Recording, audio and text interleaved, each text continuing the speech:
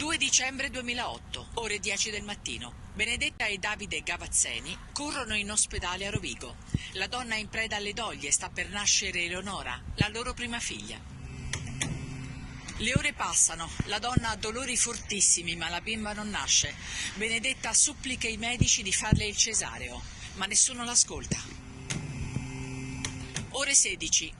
La diabetologa che è in cura Benedetta per una patologia congenita chiede più volte di sottoporre la futura mamma al parto cesareo, ma la ginecologa di turno lo esclude.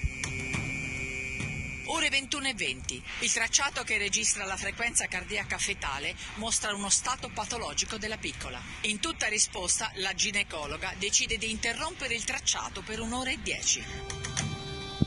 Ore 22:51. Viene riaccesa la registrazione del battito. Ora è severamente patologico. A quel punto la dottoressa decide di accelerare il parto, prima con manovre sull'addome di Benedetta, poi con la ventosa per estrarre la bambina.